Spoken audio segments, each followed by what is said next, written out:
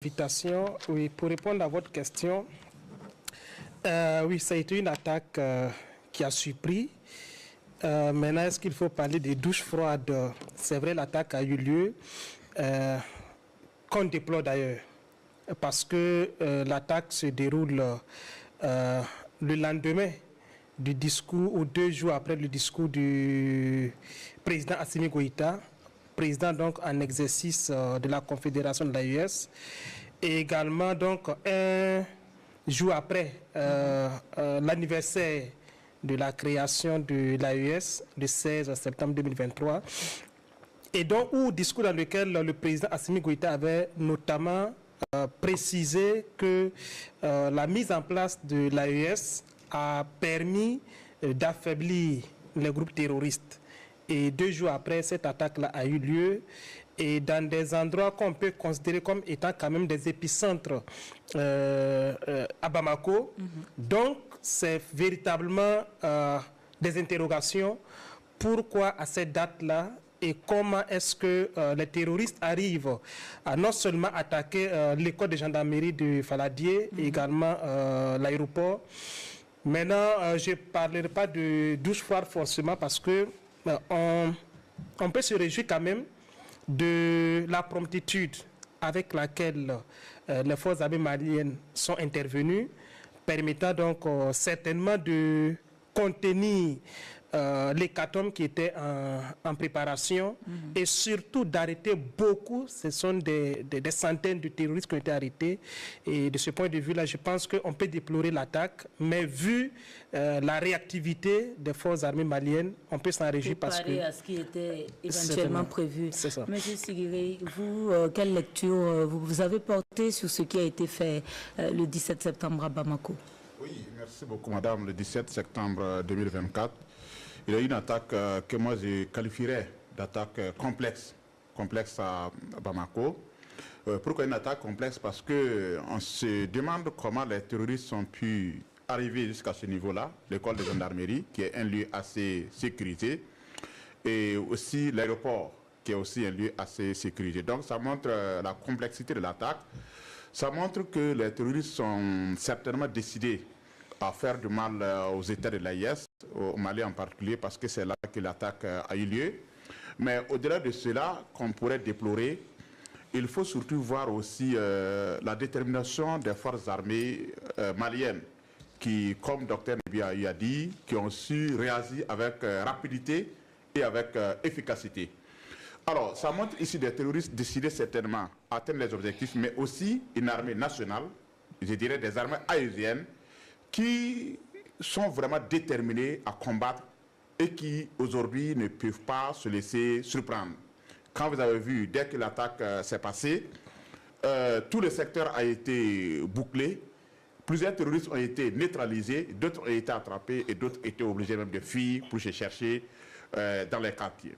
Donc l'attaque est déplorable, mais aussi, ça montre quelque part aussi que nous sommes arrivés à un certain niveau où les forces armées des États de l'AIS, les forces armées du Mali ont décidé de s'assumer, et peu importe la complexité d'une attaque qui va intervenir dans ce domaine-là, en tout cas les terroristes trouveront une armée en face, les terroristes trouveront des militaires prêts à combattre, et je crois que c'est ce qui est intéressant ici. On ne peut pas empêcher toute attaque, hein. Le risque zéro n'existe pas. En période de guerre, il faut admettre que le risque zéro n'existe pas. Partout où vous êtes, en période de guerre, il faut se dire que, surtout dans cette guerre asymétrique, assez complexe, voilà, où ce n'est pas, les gens ne viennent pas avec présenter leur visage, il faut comprendre que ça peut arriver. Mais ce qui est important ici, c'est la détermination de l'armée malienne et la réponse qui a été donnée, la réponse foudroyante et efficace qui a été donnée. Franchement, c'est ce que moi je retiens comme leçon, et c'est ce qui me rassure que malgré toutes les difficultés, nous sommes certainement sur la bonne voie pour combattre et même finir avec cette guerre terroriste dans les prochains mois. Alors, M. Nadambega, M. Sigiri l'a dit, ainsi que le docteur Nebié, on est surpris de voir comment les terroristes arrivent à s'infiltrer pour atteindre des zones qui, pour l'opinion commune, sont des zones sécurisées où il n'y a rien à craindre. C'est sûr. Mais madame, on parle de clés de lecture et on se dit qu'il faut comprendre les dates. Mais les dates ce ne sont que des petits éléments dans un ensemble complexe. Et pour simplifier ça pour la compréhension de tous, prenons l'analogie de la communication. Parce qu'en fait, c'est quoi le terrorisme? C'est une communication violente pour une exigence par la terreur. Et dans ces conditions, vous avez les émetteurs. Et l'émetteur ici, c'est les commanditaires. Et les commanditaires, ils sont connus aujourd'hui. Et nous devons changer effectivement le narratif. On dit effectivement des djihadistes, mais ce n'est pas de djihadisme. Aujourd'hui, quand on observe, on pourra revenir dessus plus tard. Et en attendant, pour continuer avec l'analogie, on a les émetteurs qui sont les commanditeurs, qui sont connus parce que c'est tous ceux qui ont leurs intérêts aujourd'hui menacés. Et à commencer par des gens qu'on ne va plus cacher, certaines puissances qui ont eu effectivement des accords et conduits. On a aussi des alliés intérieurs qui sont des gens qui ont perdu le pouvoir et qui ne veulent vivre que par ça. Et tous ceux dans l'administration et dans le monde commercial et civil qui ont des intérêts touchés. Et c'est cet ensemble-là qui sont les émetteurs. Et pour continuer dans l'analogie, vous avez effectivement le canal. Mais ici, le canal, c'est quoi? Le canal, c'est toute la chaîne des opérateurs qui sont sur le terrain, que l'on appelle effectivement des djihadistes, qui ne sont que des mercenaires aujourd'hui. Et on peut revenir dessus pour montrer effectivement que ça n'a rien à voir avec du djihadisme, que c'est juste des mercenaires qui ont transformé effectivement cette activité en une activité commerciale, en un business, qu'ils vendent, n'est-ce pas? Et si l'on quitte effectivement le canal, on va voir le message. Et c'est là que l'on va voir la date. Et dans le message, l'objectif c'est quoi? Le message est formulé pour terroriser, pour mobiliser. Pour terroriser d'abord qui? Pour terroriser effectivement les populations, pour les désolidariser par rapport à leur gouvernement, les désolidariser par rapport à leurs autorités, mais les mobiliser pour ces gens qu'ils pensent effectivement, ils sont forts, ils surprennent, ils peuvent faire tout à tout moment.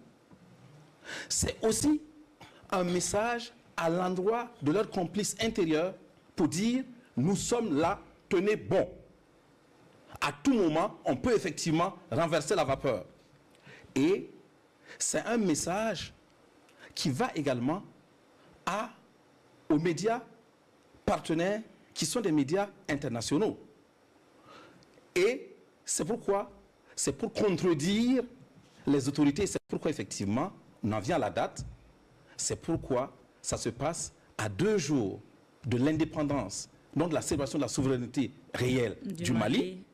Et 2 jours également de à la 2 célébration jours, de l'anniversaire voilà. de l'AES. Et après, effectivement, un discours que nous avons tous salué ici pour dire qu'ils se sont réveillés, ces 3 États, qu'ils se sont organisés, qu'ils ont mis en place une mesure qui sécurise davantage. Et là, c'est pour dire, c'est faux. Vous voyez, nous pouvons frapper au cœur même du système. Et au-delà de la date, il y a du symbolisme. Quand les gens vont frapper au salon d'honneur présidentiel à l'aéroport, c'est pour dire, si nous avions voulu, nous frappons effectivement le président. S'ils vont effectivement à la gendarmerie, à l'école de gendarmerie, qui est la pépinière de la relève et du changement, c'est pour dire, voyez, nous pouvons effectivement frapper au cœur militaire du système pour, comme je dis, décourager. On peut atteindre le pouvoir militaire, on peut atteindre le pouvoir politique, absolument, madame. On peut désocialiser les choses. Et pour finir effectivement avec l'analogie de la communication, on ne peut pas finir l'analogie sans parler des cibles. Et les cibles, c'est lesquelles? Les cibles, c'est toutes ces chaînes de communication internationales. C'est ces médias au niveau des réseaux sociaux qui sont pilotés et leurs partenaires. C'est aussi, parce que vous n'oublierez pas que les terroristes sur le terrain, ils ont non seulement les acteurs de combat, mais ils ont les acteurs de la communication qui filment, qui enregistrent et qui traitent. On va justement revenir sur cet aspect communicationnel. Et donc, c'est dire effectivement que aujourd'hui, ce qui s'est passé, c'est une action de communication très forte. Maintenant, votre question précise était de savoir comment Et pourquoi ils ont pu atteindre... Vous avez tellement développé le sujet, on va permettre à M. Bayala de dire un mot quand même sur comment il a vécu cette situation, ce qui est arrivé au Mali. Oui, déjà c'est avec un grand pincement au cœur de voir que malgré la bactérie d'énergie déployée par les autorités de l'AES, parce que leur investissement patriotique est sincère, les acquisitions, la formation, le recrutement d'hommes et de femmes, toute la bactérie d'initiatives qui ont été mises en place, voir que tout cet investissement ne parvient pas à neutraliser l'ennemi, alors on a des regains dans le cœur. Mais c'est aussi des sentiments de compassion à l'endroit de toutes ces populations de la ville de Bamako et de l'AES qui ont été terrorisées. Et parce que la finalité de ces actes de barbouzard, parce que j'ai bien aimé la requalification des terroristes, non pas effectivement terroristes, parce que c'est des vendeurs de la mort en contrepartie d'argent. Parce que y compris même l'idéologie terroriste, elle est soutenue et justifiée par l'idéologie terroriste. Mais ces gens, ce sont des mercenaires au service d'une cause de récolonisation, d'une cause de réesclavagisation des populations africaines. C'est une forme de remise en cause du symbole de la souveraineté et de l'indépendance du Mali. Ce n'est pas un hasard qu'il s'attaque à 2 jours. C'est pour nous dire que le Mali, qui revendique son indépendance, sa souveraineté, et qui a posé un certain nombre d'actes jusque-là pour afficher clairement son combat pour la souveraineté, qu'elle est encore une souveraineté, je ne dirais pas pacotille, ou une souveraineté en sursis, mais pour dire qu'elle ne peut pas. C'est eux les tenants, c'est eux qui ont la clé, c'est eux qui peuvent décider si elle est une souveraineté ou si elle ne l'est pas. Et donc en frappant, c'est pour dénier aux Maliens et au Mali qu'ils ont acquis l'indépendance et qu'ils peuvent faire du Mali ce qu'ils veulent. Le deuxième élément, c'est une remise en cause claire de l'initiative de l'Alliance de défense des États du Sahel. Les ambitions portées par l'AES. Par l'AES. Et pour leur dire que leur approche militaire est infructueuse et improductive. C'est s'attaquer au symbole de la confédération qui a été mise en place. Et quand vous mettez ces éléments-là ensemble, alors ils nous suggèrent quoi? Est-ce que la guerre, nous l'avons gagnée, ou elle nous invite, en plus de la mobilisation que nous avons déjà, à nous resserrer les rangs davantage? Parce que pour parvenir à poser l'acte que nous avons vu, il lui a fallu un boulevard de citoyens, je ne dirais pas traîtres, mais si vous pouvez me permettre l'expression... La complicité. Oui, mais c'est l'expression traître qui s'y est. Parce que être capable d'héberger des gens dont les intentions ne sont pas totalement maîtrisées, aussi généreuse que soit notre hospitalité, elle nous enjoint un minimum de lucidité, de vigilance. Mais les gens, vous ne pouvez pas recevoir chez vous un étranger sans un minimum de questionnement, même avant la crise terroriste. Et conformément à notre culture, jamais quelqu'un ne rentre dans la famille sans qu'on ne le présente au chef de famille, aux autres membres de la famille, sans qu'on dise il est là, il est venu d'où, il est là pourquoi et il repart quand. Mais des populations, selon les informations que nous avons de Bamako, ont accueilli chez elles leurs bourreaux, les ont hébergés. Des promoteurs immobiliers ont loué des bâtiments sans que ces informations essentielles ne retournent à la police. Donc ça veut dire que nous continuons à faire ce combat avec une ressource humaine poreuse qui, tout en voyant les drames que ces gens-là provoquent, ne mesurent pas leur implication à empêcher la survenue de tel type de drame.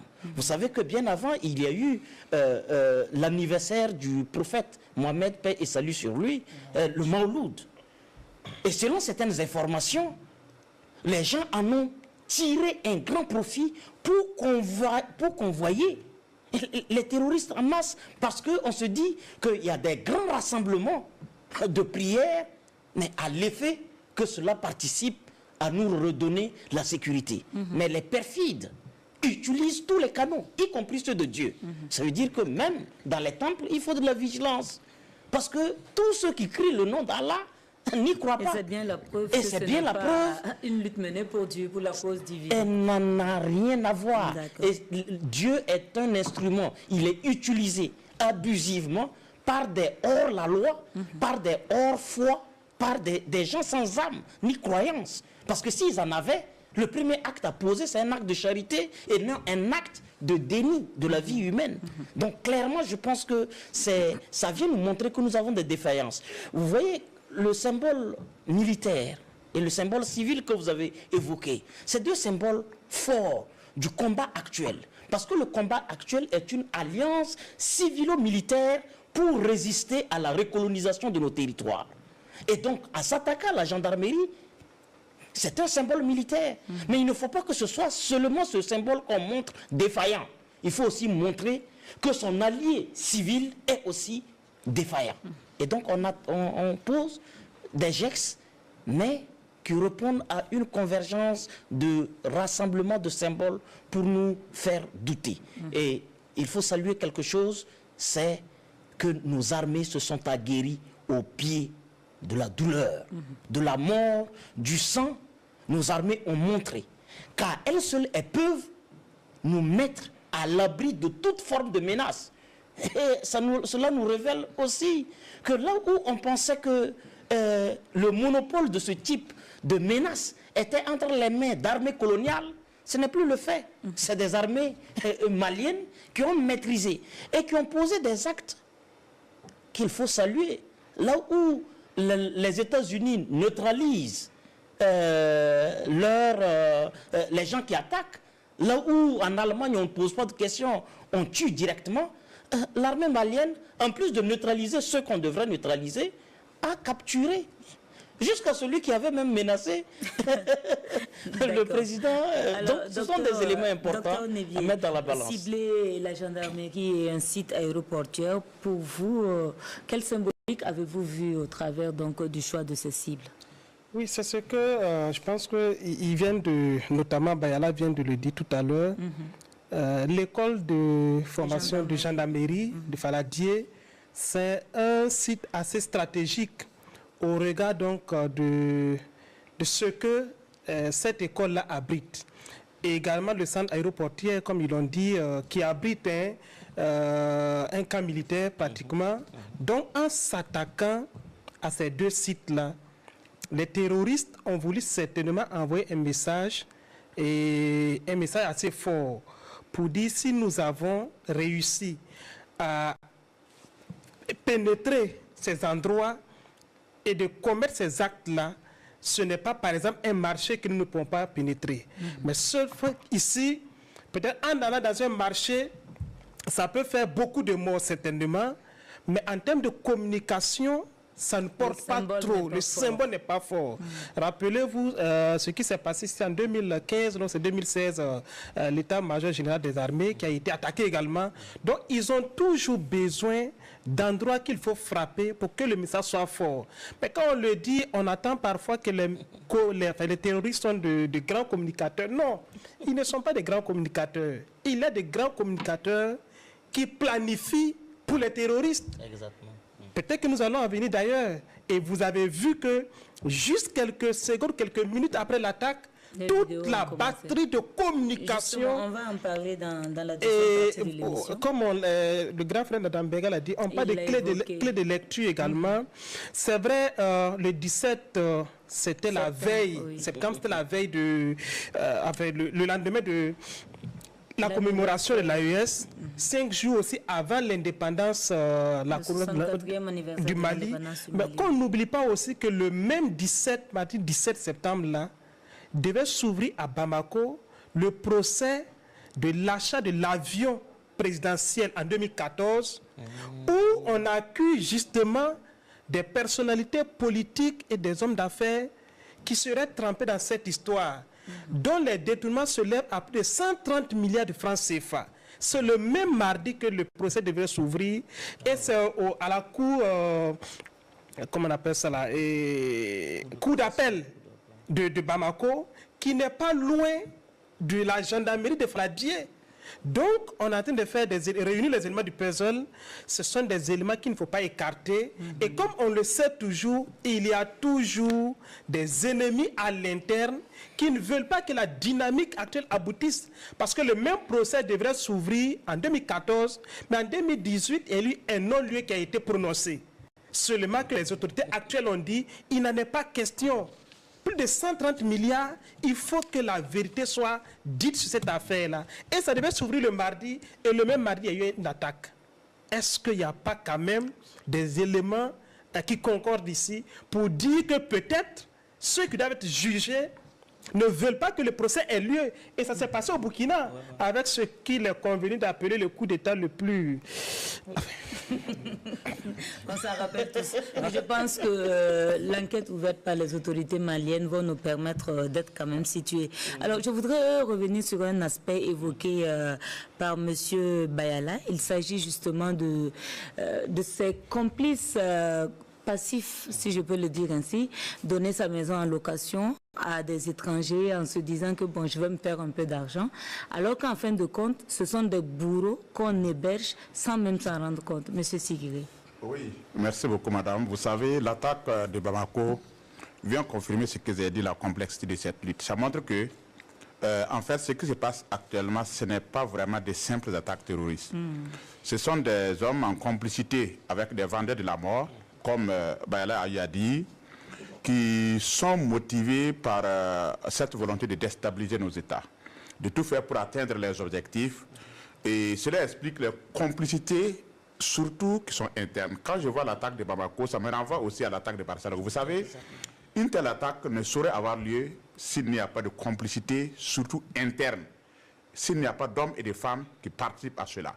Les lieux attaqués sont des symboles forts de la République du Mali. Quand vous voyez l'école des gendarmeries, et quand vous voyez surtout l'aéroport qui a été touché, on se demande comment les touristes peuvent arriver à ce niveau-là sans qu'il n'y ait des Maliens à l'intérieur, sans qu'il n'y ait des Bamakois à l'intérieur qui ont travaillé à faciliter cette tâche-là. C'est là où nous devons encore mettre l'accent sur la surveillance. Moi, j'aime dire souvent que le drame est que nous sommes dans des États pratiquement informels. J'ai dit ça comme ça. Quand je dis État informel, ce sont des États où beaucoup de gens sont là et on ne sait pas où même ils dorment. Ils n'ont pas d'adresse. Il y a des gens qui sont à Ouaga qui n'ont pas d'adresse. Si vous voulez le voir, c'est pratiquement tout un problème.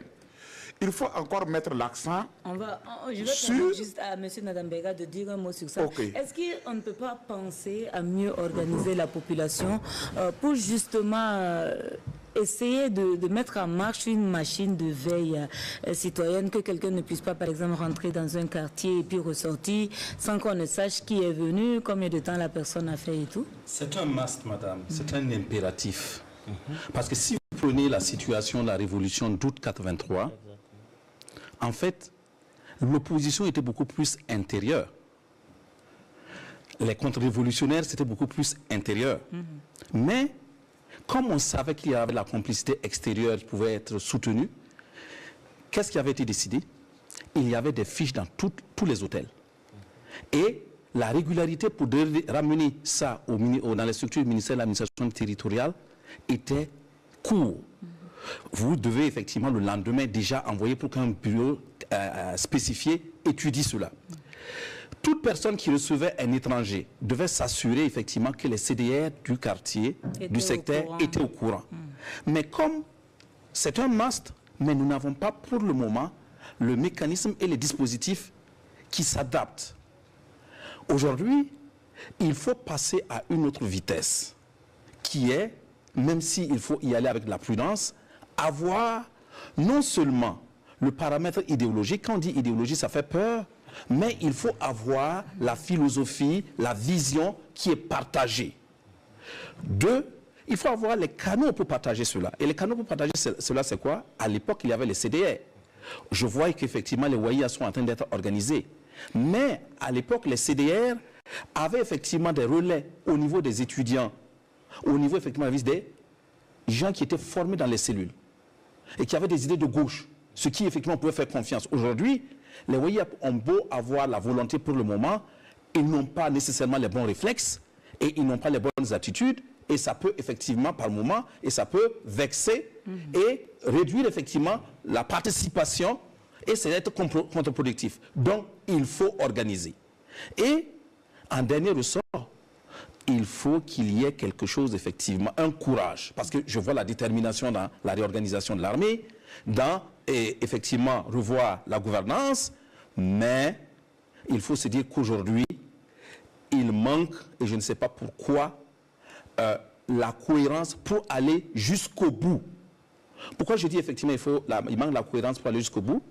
Mais si vous prenez ce qui se passe au Burkina Faso, et ce n'est pas différent de ce qui se passe au Mali, vous voyez qu'il y a comme un non-dit qu'il faut éclater. L'appareil aujourd'hui qui accompagne les réformes, tant administratives pour la gouvernance, qu'au niveau effectivement de la lutte armée, cet appareil est fait avec de l'ancien. L'appareil sous le président Roch, l'appareil sous le président Damiba, les appareils administratifs n'ont pas changé. Et c'est sans idéologie. Alors que c'est les mêmes qui ont été touchés dans leurs intérêts. Et Sankara aimait à le dire. Chaque fois que vous touchez effectivement au portefeuille de quelqu'un, c'est là que vous pouvez comprendre effectivement s'il est convaincu pour la révolution ou pas. N'est-ce pas? Et cette désorganisation ne fait malheureusement, dans le cadre organisationnel, administratif et des ressources humaines dans lesquelles nous sommes, que le lit de la participation consciente ou inconsciente avec les terroristes, avec les mercenaires. Et la participation consciente, c'est de la complicité, mais il y a la participation inconsciente que le camarade co-débatteur Imhotep a relevé. C'est les hébergements, etc. Donc il faut nécessairement prendre à bras le corps ce sujet, madame, et c'est bien que vous l'ayez relevé. D'accord. Monsieur Sigué, je vous permets de terminer. C'est juste le temps de changer votre chaise. En fait, le problème de nos États, au Mali comme au Burkina Faso, c'est le fait que nous sommes dans des États informels. Et qu'est-ce que moi je dis, j'appelle États informels? Ce sont des États qui ne mettent pas trop l'accent sur leur système de sécurité. Même en ville ici, madame, vous allez voir des gens qui pratiquement n'ont pas de domicile. Des gens, pour les retrouver, c'est tout un problème. En plus des gens qu'on héberge dans les quartiers, il y a même dans les bars des gens qui dorment dans les quartiers. Combien de gens dorment dans les quartiers, dans les buvettes, dans les boîtes de nuit à Ouagadougou? Et moi, j'avais dit même autant de qu'en période de guerre, ce sont des choses qu'il faut formellement interdire.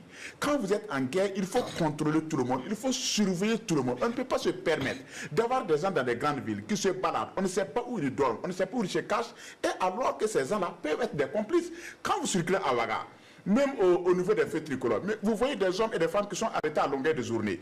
Ces hommes et ces femmes-là, sont-ils des vrais mendiants ou des faux mendiants? Dieu seul sait. Les gens qui sont arrêtés avec de gros boubous. Mais qu'est-ce qu'ils cachent sur leurs boubous? Les gens qui sont, j'ai beaucoup de respect pour tout ce monde, les gens qui sont assis souvent avec des tapis de gauche à droite. Mais qu'est-ce qui se cache derrière tout ça? Donc, quand nous sommes en guerre, il faut contrôler tout ça. Ce sont ces failles-là qui permettent effectivement aux terroristes de comploter avec ces gens, souvent qui sont à l'interne. Quand vous les voyez, apparemment, ils sont innocents. Vous ne pensez même pas que ces gens-là peuvent faire quelque chose, alors que ce sont ces gens qui sont souvent en complicité avec les gens pour attaquer.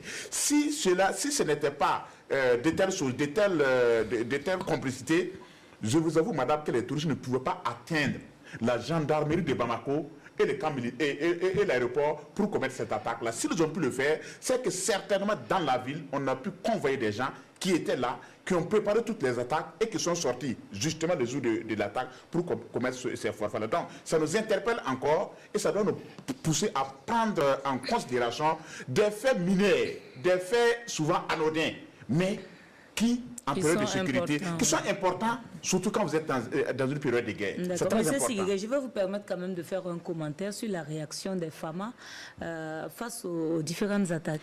Oui, moi j'ai beaucoup apprécié la réaction des FAMA. J'ai suivi l'interview de ces chefs militaires-là. Franchement, ça a été une réaction foudroyante. C'est une réaction à la hauteur de nos attentes. Et c'est là que je dis que nous pouvons être aujourd'hui fiers des armées de l'AIS, que ce soit au Burkina Faso, que ce soit au Mali, que ce soit au Niger. On voit des armées qui montent en puissance. Ce n'est pas comme ce que l'autre disait alors que c'était faux. Aujourd'hui, ce sont des vraies armées qui montent en puissance. Parce que les faits sont là et les faits sont même têtus. Quand vous voyez la réaction de l'armée malienne, on sent une armée qui s'est vraiment psychologiquement préparée et qui, à force d'être confrontée à des épreuves, a fini vraiment par s'assumer. Et aujourd'hui, c'est une armée vraiment qui est prête à riposter au temps opportun. Mais comme je vous ai dit, madame, en période de guerre, il faut tout faire pour minimiser les ripostes. Il faut tout faire pour minimiser les attaques. Même si vous avez une armée forte, la meilleure des armées, c'est celle qui fait tout pour minimiser le nombre d'attaques, surtout dans des endroits stratégiques comme ce qui s'est passé à Bamako. Sinon, vraiment, j'avoue que ça a été une armée très professionnelle et on sent réellement que les armées haïtiennes sont déterminées à vaincre les groupes armés terroristes. Alors, docteur Nepié, oui, allez-y. Ce que M. Séguiré disait, je pense qu'il faut véritablement qu'on insiste là-dessus. Vous savez, depuis que le terrorisme a commencé, des gens ont appelé à ce qu'il y ait véritablement cette éducation au terrorisme. Il faut qu'on comprenne bien, il ne s'agit pas d'éduquer les gens pour qu'ils deviennent des terroristes. Non, mais éduquer les gens pour qu'ils soient plus alertes aux questions terroristes. Depuis longtemps, on le dit. Mais jusqu'à présent, il a parlé des complicités passives plutôt. Est-ce que c'est la complicité passive même? Parce qu'on peut héberger une personne, effectivement, sans savoir qu'elle est terroriste. Mais quand on voit ce qui s'est passé à Bamako, ce ne sont pas des hommes seulement qu'on héberge. On héberge même avec les armes. Certainement, on les héberge avec les armes.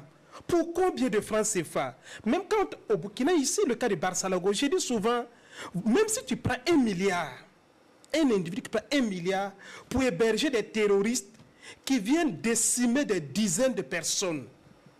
Ce milliard que tu as pris là, à quoi véritablement ça va te servir si tu as un cerveau, en fait, si tu es un être humain, je vais dire. Donc, véritablement, il faut qu'on mette l'accent là-dessus, que les gens arrêtent de faire naïvement confiance aux autres. Est-ce que ce n'est pas aussi l'une des raisons pour lesquelles certains analystes estiment que les gouvernants de l'AES doivent véritablement travailler à un développement socio-économique pour éviter qu'à cause de la pauvreté, certaines populations ne fassent fi, en tout cas, de certaines règles élémentaires du patriotisme pour s'adonner, parce que même au niveau du recrutement terroriste, on a vu que la pauvreté a amené beaucoup de jeunes à accepter de suivre, en tout cas, ces marchands de la mort-là. Oh, je vais juste permettre au docteur... Madame, vous savez, je suis d'accord qu'il faut travailler à ce qu'il y ait le développement socio-économique pour permettre aux populations de vivre à l'aise. Mais aujourd'hui, pour moi, toutes les analyses qui tendent à dire que c'est parce qu'il y a la pauvreté que les gens acceptent de vendre leur pays, moi je commence à me départir. Très sincèrement, pour de l'argent, on ne doit pas être capable de vendre son pays, de livrer son pays, de livrer ses frères et ses sœurs à des terroristes parce que moi je n'ai pas d'argent, parce que l'État a oublié ma zone. Je l'ai dit dans une conférence, si chacun allait dire ma zone n'a pas été développée, donc je prends les armes, tout le Burkina. Tout le Burkina allait prendre des armes. Quelle est cette partie du Burkina qui a été développée, qui est suffisamment développée? Moi, je suis à côté, à Tita, 500 km de Ouagadougou. Allez-y voir. Jusqu'à présent, l'État n'a pas encore construit une école à Tita. Tout a été construit par les populations. 1983, par les populations jusqu'à aujourd'hui. Les centres de santé, ce sont les populations. Et après, c'est régularisé par l'État. On n'a pas pris les armes. On n'a pas pris une lance-pierre. Donc, il faut qu'on arrête ce discours-là. Véritablement, c'est vrai, on a besoin du développement pour les populations, mais une personne, parce qu'elle n'a pas d'argent, va aller s'accommoder avec des groupes terroristes pour qu'on décime des populations. Ça ne devrait pas arriver. Cette personne elle-même, elle a déjà renoncé à sa vie. Alors, M. Bayala, allez-y. Oui, non, je voulais dire, est-ce que la pauvreté doit être une porte ouverte à tout? Est-ce qu'au nom de notre pauvreté, parce que chacun de nous... On ne dit pas que la pauvreté justifie ce qui est fait. C'est juste une explication qui est donnée parmi tant d'autres. Exactement. Voilà. Et elle ne manque pas de pertinence, bien évidemment, parce que la pression de la vie sociale et économique, peu souvent on dit le paradis, les chemins qui mènent au paradis, c'est pavé de bonnes intentions. Ça veut dire qu'à un moment donné, qui mène à un enfer sans pavé de... Bon, comme je ne maîtrise pas bien les deux notions. Vous savez au moins que l'enfer, c'est pas bon. Ah, ok. comme je suis. Bon, bref. Mais c'est dire que il y a quand même une offensive sur les questions de développement à faire. Et je pense que les gouvernements de l'AES, par déjà même le fait de la prise du pouvoir entre les mains d'hyper corrompus, est un acte de salubrité publique qu'ils ont fait en faisant les coups d'État dans leurs 3 pays. C'est un acte de salubrité politique, de salubrité économique, et qui devait déjà nous amener quelque part à relativiser la question de la pauvreté et avoir les indicateurs d'espoir qu'ils projettent. Quand vous prenez l'offensive agricole, vous prenez l'assainissement des dépenses de la République, vous prenez les recrutements tous azimuts, ça veut dire que la question de la pauvreté ne va pas être résolue si elle est la condition pour que les gens n'ouvrent pas des vannes pour les terroristes. Ça veut dire, à côté de ces questions qui sont abordées et qui sont essentielles pour les populations, qu'elles aient de bonnes pratiques morales. Et je pense que on dit que la dignité est au-dessus de tout. C'est pas nous qui la proclamons. Dans toutes les cultures de notre pays, on dit que Burkimbiga Sakakumo Zonyande. Ça veut dire que la dignité est tellement forte et tellement au-dessus de tout que souvent il faut accepter le sens de l'honneur, faire pression sur soi. Surtout que ce n'est pas des questions définitives. Mais il y a un autre élément, c'est surtout la dimension morale. Et c'est là où, effectivement, les églises, les mosquées, les temples à fétiche doivent aller effectivement à la reconquête et à la construction de fidèles qui croient aux écrits.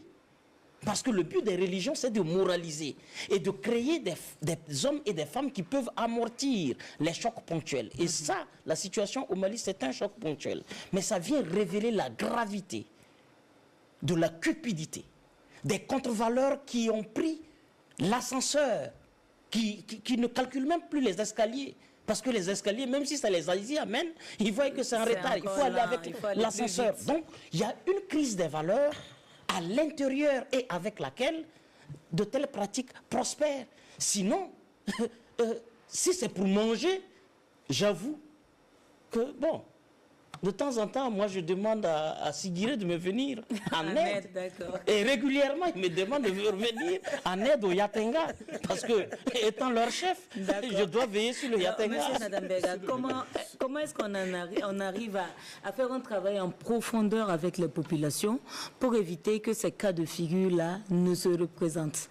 Parce que certains même l'ont critiqué, certaines zones qui ne sont pas en proie au terrorisme vivent comme si le Burkina n'était pas un pays en guerre. Absolument. Je pense, et je vais rebondir sur ce que ce par quoi Imhotep a fini, nous vivons aujourd'hui une grande crise de valeurs dans notre pays. Et ça fait que il ne faut pas que l'on pense que les moyens financiers, les moyens matériels, les questions de développement à l'immédiat peuvent nous mettre à l'abri de ce qui arrive. Parce qu'en fait, lorsque les gens proposent, ils proposent des millions. Ce n'est pas pour acheter un sac de riz. Parce que quand vous parlez effectivement de développement, souvent c'est un sac de riz, scolariser un enfant, etc. Mais les gens viennent effectivement avec des propositions à millions et en dizaines de millions. Et je prends le cas que je viens de lire sur ce qui s'est passé au Mali hier soir. Un fugitif terroriste qui avait toujours son arme a donné effectivement 5 millions à un taximan pour l'aider à sortir effectivement du pays. Tout à fait, oui. Le taximan a joué pour qu'effectivement les armes se mettent dans le coffre et le conduire directement à la police. Oui, ça c'était... En fait, pour quelqu'un qui est taximan, vous ne pouvez pas me dire qu'il est à l'abri du grand besoin. Surtout pas 5 millions. Oui. Qu'est-ce qui l'a conduit à faire ça? Et je préfère aller sur des exemples précis. Qu'est-ce qui l'a conduit à faire ça? C'est ses valeurs. C'est l'amour pour son pays. C'est le fait, effectivement, qu'ils se disent, ça, les 5 millions-là, ça ne va pas résoudre le problème de la scolarité de mon enfant et de mes petits-fils. C'est à ça qu'il faut en venir. Justement. Et pour en venir à ça, c'est par l'éducation, c'est par les sensibilisations. Et je m'excuse de me répéter, il faut que nous mettons très rapidement en place un système. Vous savez qu'il y avait l'école 1101.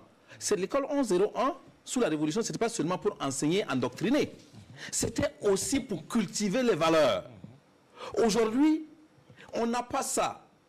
Même les bonnes volontés derrière les voyous qui se lèvent, c'est leur propre éducation. C'est les valeurs qu'ils ont eues qu'ils investissent avec les limites. Il faut que nous redoublons effectivement et que ce soit systématique. D'accord. Alors, on va en venir à la deuxième partie de cette émission. Docteur Nebié, vous l'aviez évoqué. Il s'agit de cette campagne de désinformation planifiée et qu'on a vu déferler sur les réseaux sociaux. Oui, absolument. Dès que l'attaque a lieu autour de 5h, 5h30, quelque temps après, on a vu, vous l'avez dit, déferler sur les réseaux sociaux les communicants des terroristes, qui sont des terroristes, bien sûr, qui ont commencé à dire ce qui se passe à Bamako et à sortir des chiffres que l'autorité malienne n'a pas encore communiqués.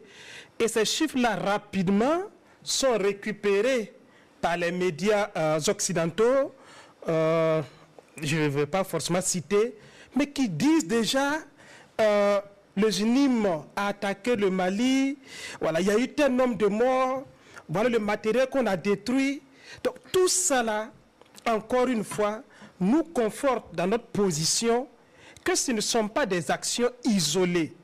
Tout est bien coordonné, c'est fait en symbiose, de telle sorte que pendant que, avant même que l'attaque n'ait lieu, peut-être ce sont seulement les vidéos qu'on n'a pas. Sinon les textes sont déjà produits, on attend l'attaque et puis les terroristes qui sont sur le terrain envoient les vidéos et puis leurs communicants, voilà, les mettent sur les réseaux sociaux et les transmettent aux journalistes communicants, sur nos communicateurs des terroristes qui sont également dans des grands médias et qui annoncent des chiffres déjà de personnes qui sont tombées alors que l'autorité elle-même n'a pas encore donné ces chiffres. Pendant que les attaques sont en cours, eux, ils ont déjà des chiffres. Mais l'autre aspect également, c'est quoi? C'est quand je vois par exemple des analystes, chercheurs, certains sont même des collègues enseignants-chercheurs, pas du Burkina, mais de pays voisins au Burkina, qui en accordant des interviews avec des analyses parfois assez tendancieuses et avec une tonalité jubilatoire, montrent que si les terroristes sont parvenus à s'attaquer à la gendarmerie de Faladier, c'est un message fort qu'on envoie aux autorités pour dire, voilà, nous pouvons vous toucher si nous voulons. En réalité, moi j'ai écouté ces messages-là avec un pincement au cœur. Mais en réalité, quelle est cette forteresse dans le monde? Quelle est cette vie dans le monde que les terroristes ne peuvent pas justement toujours avec la complicité toucher? Le 11 septembre 2001, aux États-Unis, les tours jumelles ont été touchées. Ce sont les États-Unis, non? La première puissance militaire mondiale, elle a été touchée. Le bilan, c'est quoi? On a 2977 morts, bilan officiel, et 6291 blessés. Ce sont les États-Unis. Si vous prenez le 7 juillet 2005 à Londres, une attaque terroriste, 52 morts. Madame, excusez-moi, 11 mars 2004 à Madrid, 191 morts. 7 janvier 2015 à Paris, Charlie Hebdo, 12 morts, 11 blessés. La même année, donc toujours en 2015, le 13 novembre, toujours à Paris, le Bataclan, c'est 130 morts, 413 blessés. Je vais terminer par la Russie, le 22 mars, à Moscou, au cœur donc de la Russie, 145 morts, 551 blessés. Ce sont des grandes puissances. Et c'est dans leur capitale, donc au cœur de ces pays-là qu'on a touché. Mais est-ce que cela signifie que ces États-là sont des États faillis? Comme certains de nos pseudo-analystes tentent de le faire croire. Moi, je crois qu'aujourd'hui, ce qu'on peut encore retenir, c'est que l'attaque a eu lieu. Il se pourrait, je touche du bois, que des attaques aient lieu encore. Mais c'est la réactivité de nos forces de défense et de sécurité qui vont envoyer un message assez fort à ces terroristes et à leurs communicants de savoir qu'on ne touche pas impunément à un seul centimètre de notre pays. Sinon, les terroristes pourront continuer à communiquer avec leurs communicants sur les réseaux sociaux, mais la dynamique en cours ne doit pas s'estomper. On l'a vu, aucun État n'est à l'abri des actes terroristes. Serge Imhotep. Oui, Bassam, l'attaque en Côte d'Ivoire. Je ne pense pas que cela a remis en cause l'existence de l'État ivoirien entre les mains de... Je pense qu'il y a eu une instrumentalisation, il y a eu une forme d'hyperbolisation de tout ce qui arrive à l'AES en termes de drame. Quand il arrive 2 ou 3 personnes qui tombent lors d'une attaque, on amplifie tellement la communication autour, comme si c'était les premiers types de morts après la création de l'univers. Tout cela est dû au fait que les 3 leaders ont réussi à tenir tête à certains leaders et institutions internationaux et régionaux. Il y en a qui se perçoivent comme le baromètre de qualité de tout ce qui devrait fonctionner dans l'AES. Au Mali, au Niger, au Burkina. Ça veut dire que tant que l'air que nous respirons n'est pas commandité par eux, c'est de l'air de mauvaise qualité. Vous voyez, il y a eu une surcommunication, une surexploitation des tragédies qui arrivent dans l'AES. Et chaque fois qu'il arrive le moindre drame, même une pécadille, elle est grandie, elle est gonflée, dans l'espoir de nous faire peur. Parce qu'ils savent que de la peur, ils peuvent obtenir notre capitulation même avant le combat. Mais comme il vient éloquemment de le révéler à travers ces chiffres, moi je disais dans une de mes publications que les tours jumelles aux États-Unis, ce n'est pas dans un pays africain, ce n'est pas dans une capitale africaine. Tout récemment à Hambourg, en Allemagne, il y a eu une attaque terroriste. Est-ce que cela ébranle les fondements de la fédération allemande? Donc c'est à nos populations de comprendre cette surenchère, cette instrumentalisation des drames, pour savoir qu'ils ne sont pas cités. On n'hyper-communique pas là-dessus gracieusement, innocemment. On ne sous-communique pas là-dessus innocemment. On ne fait pas le choix de se taire sur certains sujets de façon impune. Ce n'est pas de façon gratuite qu'on décide de ne pas communiquer sur tel ou tel fait. Il n'y a rien d'innocent. Toute attitude, elle est coupable. Voyez-vous, les médias occidentaux ont presque jubilé. Ils se sont réagaillardis parce qu'ils veulent remettre en cause les chemins héroïques pris par les 3 leaders de l'AES. Ils ne peuvent pas venir remettre en cause les postulats idéologiques mis en place par les négriers d'hier. Et parce que ces négriers tiennent aux cages qu'ils ont mis en place pour nous y maintenir emprisonnés.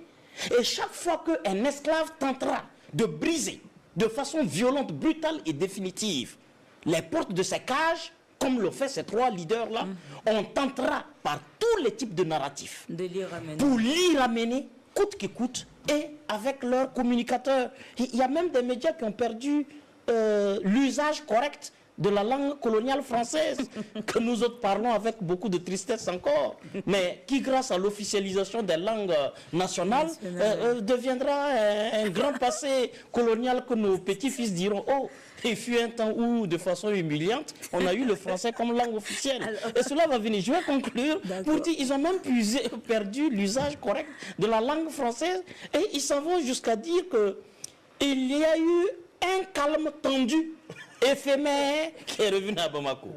Bon, c'est là où moi je m'interroge, et avec vous tous, sur le devoir des journalistes africains et des patrons de presse africains. Est-ce qu'on peut continuer à nier que la communication est un outil de guerre?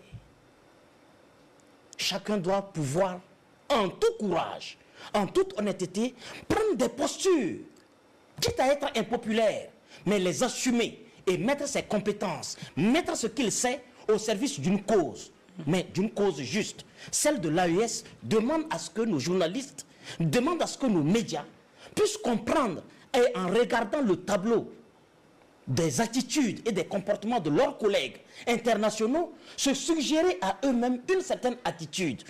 Et il y a presque, France 24 a validé un terroriste comme expert, qui s'assoit sur le plateau et qui dit que l'attaque était planifiée des mois avant et que ce n'est pas tout.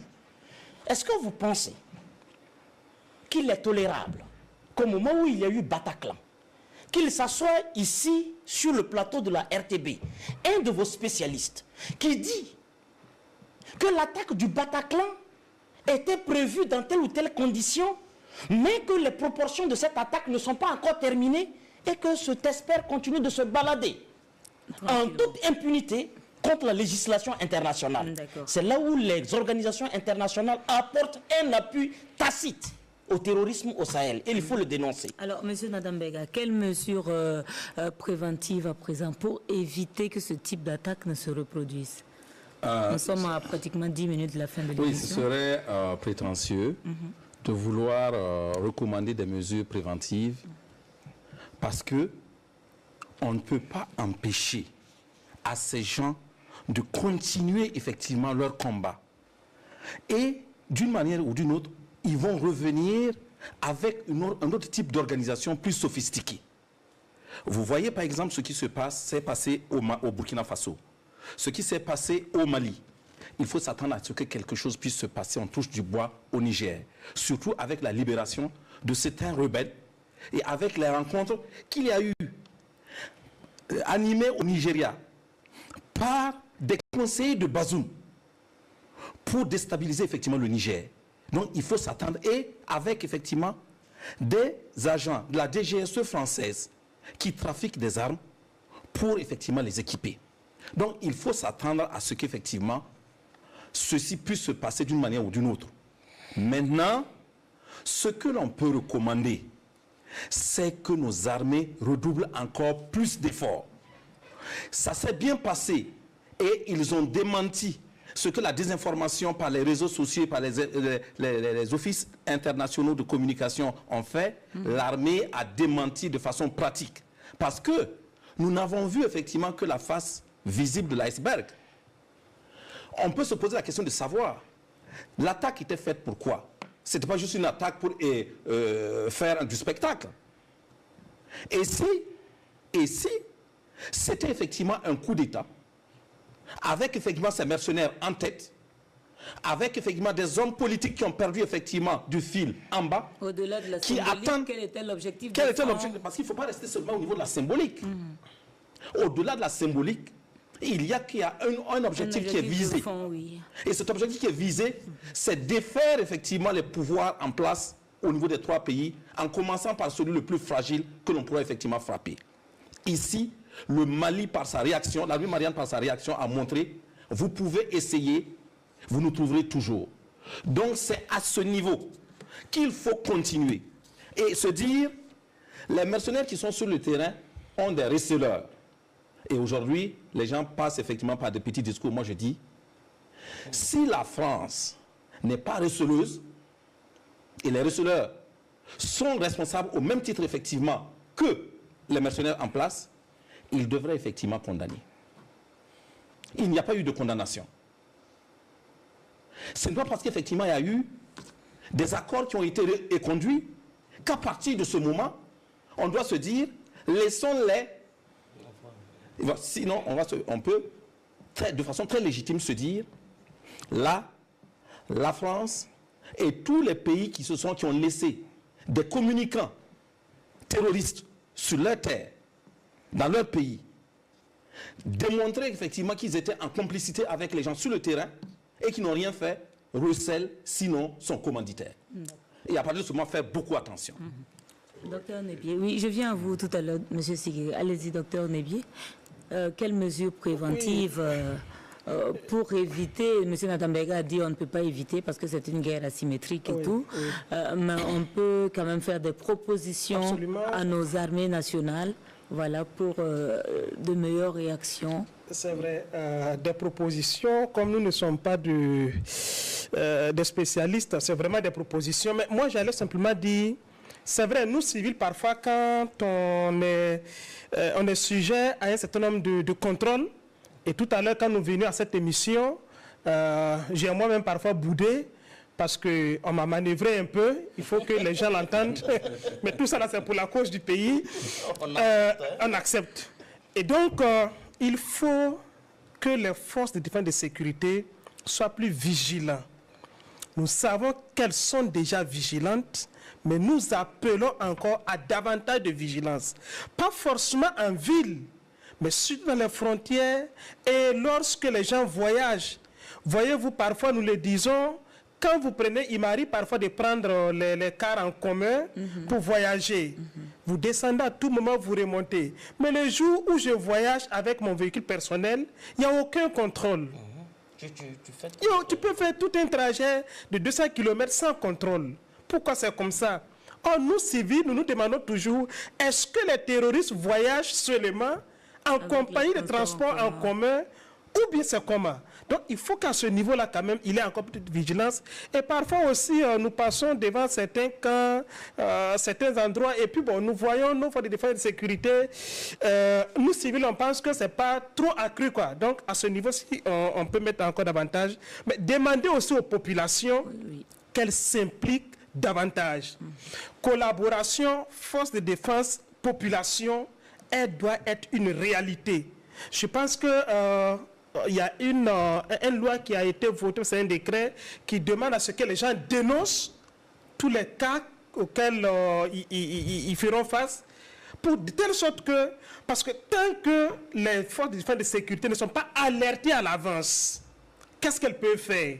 Si des populations civiles peuvent elles-mêmes, comme c'est le cas à Bamako, héberger des terroristes, comme ce qui se passe ici également au Burkina, il faut le dire, comment les forces de défense et de sécurité peuvent se préparer si nous-mêmes là, nous sommes quelque part complices. Donc il faut cette implication. Il faut aussi qu'on respecte les consignes édictées par l'autorité. Je sais que le ministère de la Sécurité avait, juste avant ce qui s'est passé à Barcelone, édicté un certain nombre de consignes. Est-ce qu'on a véritablement respecté toutes ces consignes? Et j'ai vu également que dans la semaine, là, il y a le ministère, je crois, de l'administration territoriale qui édicte un certain nombre de consignes encore où il sera procédé des fouilles sur les ambulances, les corbeilles et autres, certains véhicules avant qu'ils étaient exonérés ou exemptés de ces contrôles-là. Donc il faut qu'on aille dans ce sens-là. J'allais terminer, le président Assimi Goïta l'a dit lors de son discours, il faut qu'ils allaient créer une chaîne d'information commune pour les trois pays. Il faut véritablement que cela soit acté. Justement pour contrer la communication terroriste qui se fait sur les médias à grande gueule. Et il faut que la chaîne soit créée et il faut qu'on donne les moyens à cette chaîne-là pour qu'elle puisse justement donner l'information et la vraie concernant tous les trois pays de l'AES. Sinon, nous allons chasser les terroristes, enfin les médias terroristes justement, mais les gens vont passer par derrière pour aller encore les écouter parce que parfois c'est elles malheureusement qui détiennent certaines informations qu'elles manipulent à souhait. D'accord. Monsieur Sigiri. Oui, merci beaucoup madame. Je pense que les co-débatteurs ont beaucoup dit par rapport aux précautions à prendre. Je pense que nos forces armées doivent redoubler surtout de vigilance. Voilà, il faut accroître la surveillance du territoire à tous les niveaux, c'est-à-dire en ville comme en campagne. J'ai bien appris des exemples. Moi, plusieurs fois, je suis allé à Bobo avec mon véhicule, revenir à Ouaga sans qu'on me contrôle. Alors que c'est avec les cas, vous êtes chaque fois contrôlé. C'est-à-dire qu'il faut quitter dans ce contrôle, dans ce contrôle qui ne laisse même pas de traçabilité. Voilà, on devrait savoir chaque jour, chaque semaine, qui même passe par la voie pour rentrer à Ouagadougou, qui part en quittant Bobo, en quittant Wayugia, en quittant Faragourma. Donc il faut arriver à un certain niveau où le contrôle même sera traçable, pour qu'au cas où il y a même un problème, on arrive même à pouvoir remonter à travers les contrôles pour savoir qui est passé ici et qui n'est pas passé. Donc, il faut accentuer la vigilance, il faut accentuer le contrôle. Il faudrait que nos forces armées et de sécurité restent chaque fois au jaguet. Parce que, comme je dis, en cette période de lutte contre le terrorisme, le risque zéro n'existe pas. Le risque zéro n'existe pas. À tout moment, et même dans les lieux les plus sécurisés où on pense que les touristes ne peuvent pas arriver, comme ce qui s'est passé à l'école de gendarmerie de Bamako, les touristes peuvent arriver. Maintenant, comme le capitaine Ibrahim Traoré a dit, on ne peut pas les empêcher de venir, mais il faudrait que quand ils vont venir, ils trouvent des hommes à la hauteur pour qu'il y ait une réponse détaillée. C'est là où nous devons mettre maintenant l'accent pour que les dissuader quand ils vont savoir que chaque fois qu'ils vont commettre une attaque, ils ne vont pas sortir vivants et ils ne vont pas atteindre leurs objectifs, ils vont réfléchir 1000 fois avant de vouloir attaquer un endroit. Mais tant qu'on leur donne la possibilité d'attaquer, ils tenteront toujours de faire quelque chose. Monsieur Bayala, oui, moi je dirais, quand j'ai vu le communiqué du maire de la ville de Ouagadougou appelant à ne pas exempter aucun outil roulant, j'ai dit, là, on commence à rentrer dans les clés de lecture réelles de la menace et de comment déjà commencer à anticiper de façon institutionnelle. Aujourd'hui, effectivement, y compris les corbières, il faut les fouiller au peigne fin parce que tous les cadavres ne sont pas morts. Les corbières transportent souvent des deuils massifs pour d'autres endroits. Et toutes les fourgonnettes d'argent ne transportent pas effectivement de l'argent. On est obligé de passer au peigne fin tous ces corps diplomatiques ronflants pour s'assurer que c'est effectivement des diplomates et des diplomates conscients de leur devoir de ne pas s'ingérer dans nos affaires intérieures et conscients de ne pas être en intelligence avec nos ennemis. Donc clairement, il faut monter encore plus haut. Nous avons dit que nous avons observé une réorganisation. Ce soir, en venant à l'émission, nous avons été surpris de dispositions que nous ne voyions pas. Cela est à l'avantage d'une prise à la main et à la mesure de ce qui se passe. Ça veut dire qu'il y a des réponses.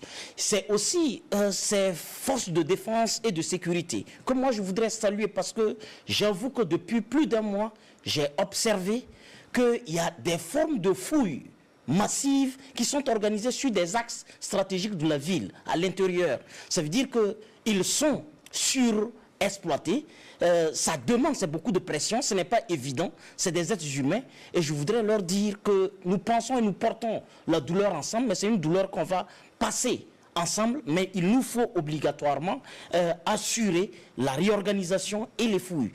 Au niveau du citoyen civil, je pense que ça a été évoqué, la veille citoyenne doit être intensifiée, amplifiée, avec des attitudes de citoyenneté avérées, de sorte que cela ne se retourne pas contre nous au profit de l'ennemi et que personne ne rentre dans un quartier et ne ressorte, ne rentre dans un hôtel, ne rentre même dans un non-loti sans qu'on ne sache qui est rentré et où.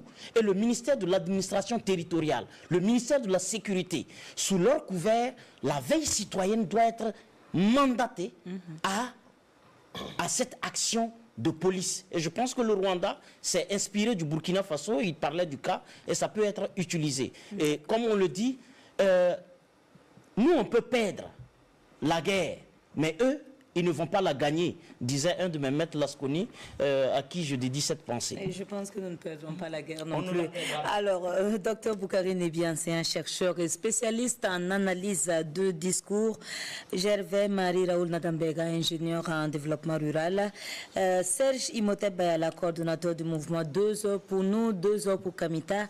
Et Adama Sigiré, écrivain et enseignant en philosophie. Merci, messieurs, d'être venus sur ce plateau. Madame, monsieur, merci de nous avoir suivis. Amandine Lalsaga vous retrouve à 23h pour la dernière information sur l'actualité. Merci de nous avoir suivis. À très bientôt.